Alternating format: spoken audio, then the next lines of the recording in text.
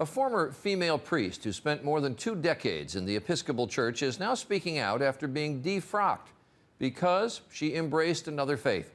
Today, Ann Holmes Redding calls herself both a Christian and a Muslim, but her move to Islam came at a very high price. Dan Harris reports on this woman's test of faith.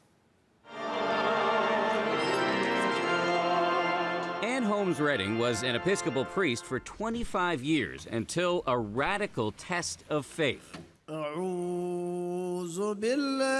Several years ago, while she was mourning the death of her mother, she was trying out an Islamic meditation technique that she'd learned in an interfaith class. And that, she says, is when it happened. It came with such clarity and such power that I could understand it as nothing else but an invitation from God. In fact, she says it was Jesus himself who led her to Islam. You think Jesus led you to become a Muslim? Yes. Yes. You're laughing. Because I know it doesn't make sense to people. Now, Redding not only prays in church, but she also prays 5 times a day to Allah. In Islam, Jesus is viewed as a prophet. Yes. Not as the Son of God.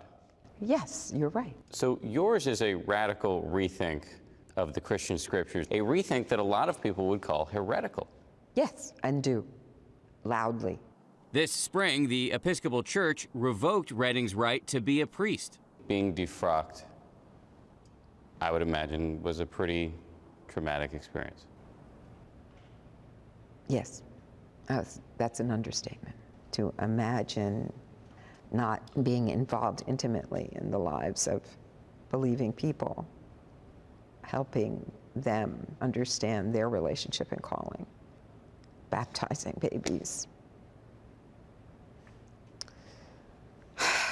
It's a big loss. It's a huge loss. Redding admits she still struggles to explain her transformation, even to herself. I am the one who's going to have to answer for this. I'm the one who's going to have to answer for what I've done with my life. And do you feel confident about that moment? It's in the best of hands. Dan Harris, ABC News, New York.